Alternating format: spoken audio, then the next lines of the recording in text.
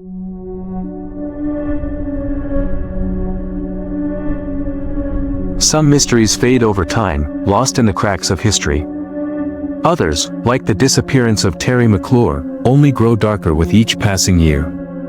A warm dinner, 2 glasses of wine, and a single bloody fingerprint, these are the only clues left behind in a case that has haunted investigators for decades.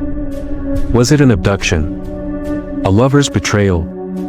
Or something even more sinister?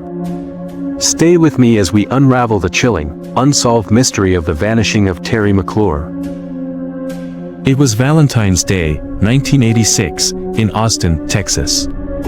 The city was alive with the hum of love, restaurants were packed, florists were making last-minute deliveries, and couples walked hand in hand under the dim glow of streetlights. But for one couple, the night would take a terrifying turn into the unknown. Terry McClure was a 27-year-old woman with an infectious laugh and a passion for photography. She had been engaged to her fiancé, Daniel Carter, for nearly a year. The two lived together in a cozy 1-bedroom apartment in downtown Austin. By all accounts, they were deeply in love, excited to build their future together. On that fateful evening, Terry had planned a romantic surprise for Daniel. She cooked his favorite meal, chicken parmesan with a side of garlic bread. She set the table with candles, red roses, and 2 glasses of wine. Everything was perfect. But when Daniel returned home from work at 8:15 p.m., the scene he walked into was anything but romantic. The apartment was eerily silent. The meal was still warm, steam faintly rising from the plate. The candles flickered gently, untouched. One of the glasses of wine was half empty. And yet, Terry was nowhere to be found. Her purse was on the couch, her coat draped over the chair, and her cell phone, an old Motorola brick-style phone, sat on the kitchen counter, untouched. It was as if she had vanished into thin air. Daniel searched every room, calling out her name. He ran to the bedroom, the bathroom, even the tiny balcony, but she was gone. Panic set in as he realized something was terribly wrong. Terry wouldn't just leave in the middle of dinner without her belongings.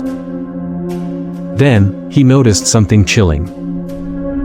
One of the wine glasses had a smudge, a fingerprint stained in blood. Daniel called the police immediately.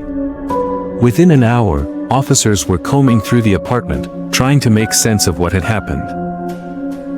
There were no signs of forced entry. No broken windows. No signs of a struggle. The door had been locked from the inside, and all of Terry's belongings were still there. If she had left, she had done so voluntarily, or under the influence of someone she knew. Detectives focused on the blood-stained fingerprint on the wine glass. At the time, forensic technology was limited, but they carefully lifted the print and stored it, hoping future advancements might provide answers. Suspicion naturally fell on Daniel. After all, statistics show that when a woman goes missing, the partner is often the first person of interest. But Daniel's alibi was solid. He had been at work until 8 p.m., with multiple witnesses confirming his whereabouts. So, if Daniel wasn't responsible, who was? Over the years, numerous theories emerged. Some believe Terry may have had a secret admirer or stalker, someone who watched her closely, waiting for the right moment to strike. Others speculated that she had discovered something she wasn't supposed to, leading to her sudden disappearance. One particularly disturbing clue came from a neighbor. She reported hearing soft murmurs coming from Terry and Daniel's apartment around 7:45 p.m. She assumed it was the couple talking.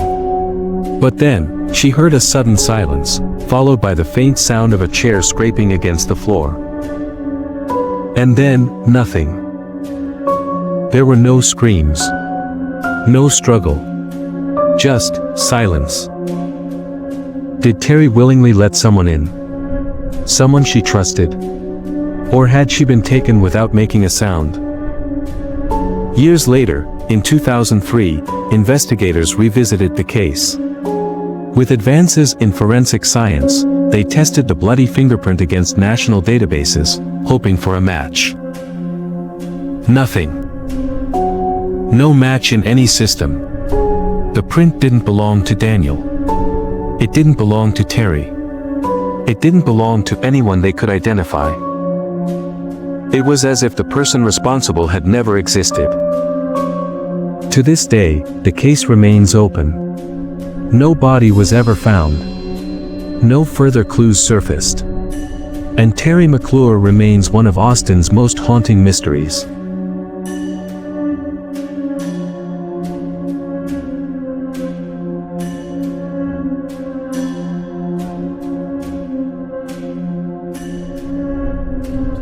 Valentine's Day, a day of love, romance, and heartfelt surprises. But for Susan Hamilton, it became a nightmare she never woke up from. What should have been a day filled with passion ended in blood and betrayal. A devoted wife, a respected surgeon, and a shocking crime that would leave everyone questioning, how well do you really know the person sleeping next to you? Dr. John Hamilton and Susan seemed like the perfect couple. They lived in an upscale neighborhood in Oklahoma, and John was a well-respected obstetrician-gynecologist. His job brought him both prestige and wealth, and he showered Susan with gifts, extravagant vacations, and, on Valentine's Day 2001, a stunning diamond bracelet. But behind closed doors, their relationship was crumbling. That morning, February 14th, Susan and John had an argument. It was about something that had been eating away at Susan for months, her growing suspicion that her husband was having an affair. Her worst fears had been confirmed when she discovered romantic calls on John's phone records, calls to a woman who was not her. That morning, she confronted him. She accused him. And she told him she wanted a divorce. Hours later, John made a frantic 911 call. "John, oh God, she's not breathing. Please, please, send someone. My wife is dying." First responders rushed to the Hamilton home and found Susan in the master bathroom. She had been strangled with John's very own neckties, tied so tightly that the fibers cut into her skin. But that wasn't all. Her skull was fractured, blood pooling around her lifeless body.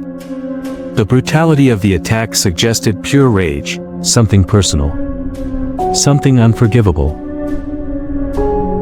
John claimed he had left home earlier that morning to perform surgery at the hospital. He said he had come back just in time to find his beloved wife barely clinging to life. But detectives found his story suspicious. There were no signs of forced entry. No missing valuables. No evidence of a break-in.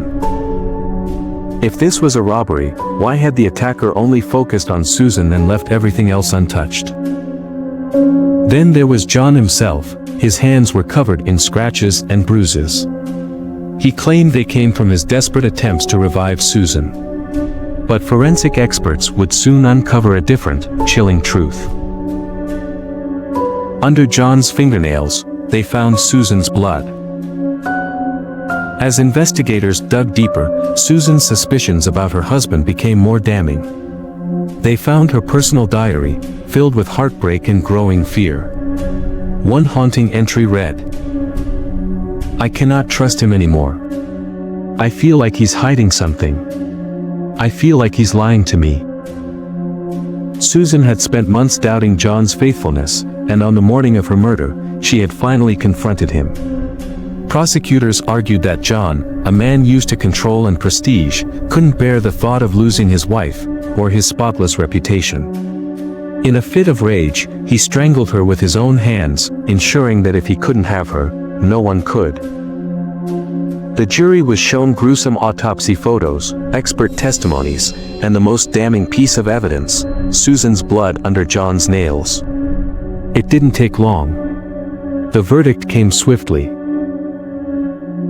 John Hamilton was sentenced to life in prison with no possibility of parole. Once a respected doctor, now just another inmate. Valentine's Day, a time for love, roses, and candlelit dinners. But for Susan Hamilton, it became the day her husband's mask slipped. The day his love turned into lethal obsession. They say love is blind, but sometimes, it can also be deadly.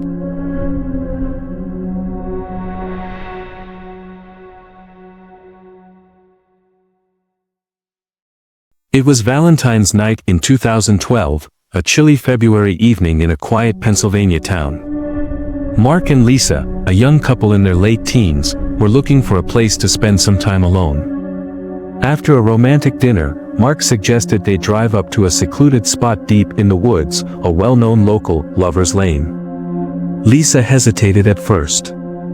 She had heard the rumors, whispers of a ghostly figure that appeared to couples who ventured there at night.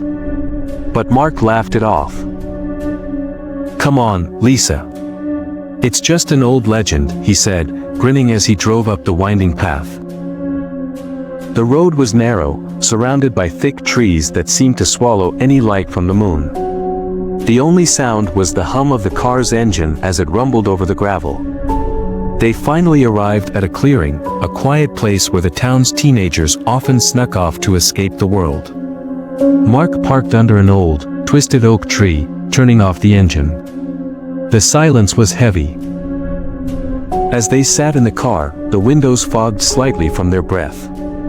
Mark put his arm around Lisa, attempting to ease her nerves. But something felt off. The air seemed unnaturally still. No crickets, no rustling leaves, just an eerie silence that made Lisa's skin crawl. Then, Mark noticed it. A thick fog began to creep in from the woods, rolling in like ghostly tendrils, slithering around the trees and covering the ground. The temperature inside the car seemed to drop instantly. Lisa shivered, rubbing her arms. "Mark, something doesn't feel right."